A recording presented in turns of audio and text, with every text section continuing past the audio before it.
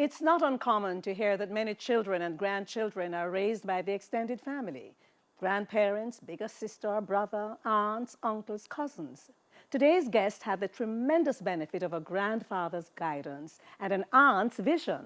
His aunt could take the praises for putting him on the road to becoming the phenomenal artist he's turned out to be. So too could the famed Alfred Babe O'Brien and his National Volunteers Organization in Jonestown, and Melba Liston, for that matter. Once you hear the sound, that sound, I guarantee you that your first question will be, is that Dean? Then again, it's usually a statement, that's Dean. Yes, my guest is Jamaican saxophonist Dean Ivanhoe Fraser. This is Profile. I am Faye Ellington.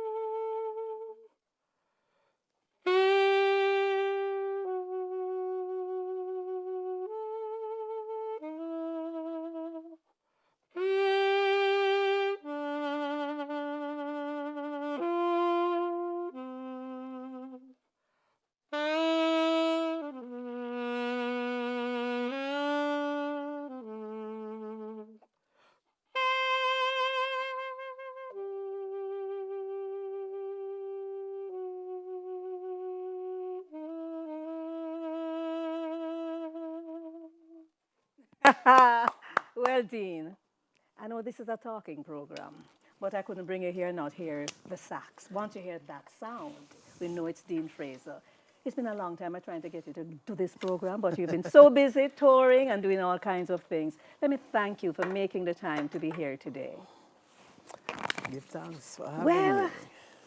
you've spent quite a bit of time in your early years moving between town and country, country and Yes, town. yes. Tell me about the beginnings, where you started out as a youngster, where were you born and where you lived? I was born here in Kingston, of course, under the clock, as we used to say. And my early years, I went to Clarendon, a place named Coxon in Clarendon. Who did you go to? My grandfather, of course, Philip Salmon. So I spent my early years there. What you did when you were at Coxon in Clarendon with your grandfather, Mas Philip? You know, we just plant food and live. And I used to go to, I remember going to Maypen, where he sold tobacco, you know. Yeah, Clarendon used to grow tobacco. Right, so him used to... You know Jackass Road? That's what they use the tobacco to make, right? Right, so I used to go with him and, you know, him teach me, say, that is a yard and things, so... How old were you when you were doing this? Like 3, 4 years of age. And you have those clear memories? Yes, I do, you know. So You came back to Kingston. What brought you back to Kingston? I remember one day, my mom just turned up and said, well, time to come home. And so I went back to Kingston with Did you her. miss your grandfather? Yeah, you know, because hanging with him was a nice thing. It was really, you know, well, we used to do things that were, you know, him go at the bar and him and him brethren them drink, and so me used to just sit down on a crate outside with a big liquid food and just wait out the session, you know, Alone by yourself? alone by myself. Did you feel lonely? No, because, you know, me and my grandfather, you know, we had this bond that, you know, I just the two away. So after, you know, he had enough drinks and all of that, he was a little tipsy too, you know. We used to just walk, and but by we reached the Ramino River and start to cross, you know, the water for some reason, so, you know, revive him. So, you know, that So you walk into the river and yeah, go over the other we have to side. cross the river, yes. Yeah. So that, you know, got him a little up. You know? Got him sober. Yeah. So you got back to Kingston. Your mother came for you. And Yeah. what was her plan for you? Well, I remember going to a basic school, Mr. Arnold. It was on, at the time she was living in Jonestown, of course. So I went to Mr. Arnold's school, and right at Tarrington Bridge there. And, you know, I started regular school and thing. And at that time, my aunt, Juanita, she was at Michael. This is Juanita Salmon, Yes. your father's daughter, one My of his father's, daughters. Yes. So, you know, she would come and she would take me to her hostel.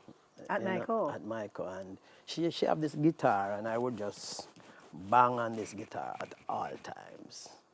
And, you know, because she was also doing a little music, you know, in college. So she would say to me, boy, why you always mashing up the guitar, you know? And doesn't matter to me. I figure I was playing some kind of music. So, you know, she started to say, well, one of these days I'll send you to some music class or the other, you know? So, you know, after a couple of years, then I started to go to St. Peter Claver. That's primary school now. And so my aunt says, it's a good time to start learning to play, you know? So she sent me to this lady to learn guitar. And yeah, I didn't have much fun, you know. I mean, you didn't like the guitar, you didn't I like like the the lady. guitar, but maybe never like the lady, yeah, man. So, you know, I was there, I was learning, but, you know, I didn't like have that, you know, want to do it kind of vibe. So anyway, it was time for school, common entrance time, and my aunt said, look, boy, you have to go private school at evening time in the private lesson, so you can't do music. Well, that never nice. That wasn't nice at all. So you know, you have to do what your parents say. So, you know, I did what she wanted, and I wasn't successful either with common entrance, you know, so. So did you still go back to do the guitar lesson? No, I did But not. hang on a moment. You were interested in cricket when you were at school. Yes. Was it at St. Peter Claver or after? It started there, yes, because at primary level, we used to have this little competition that, you know, I was one of their spin bowlers, so I had this interest. West Indies cricket, look out! Dean Fraser is about to enter the scene. Yeah, I had this interest. But anyway, my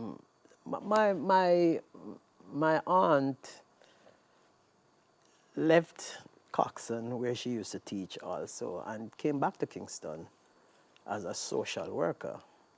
This is after she finished at Michael Teachers College as a Yes. trained teacher, then she Yes. started social. Let's take a break, and when we come back, we'll continue the story. Yes. This is amazing. I have managed to bring Dean Fraser onto the set of Profile. He's not touring, he's in between that, and I'm so happy. Thank you, Dean. We'll be right back to continue our conversation.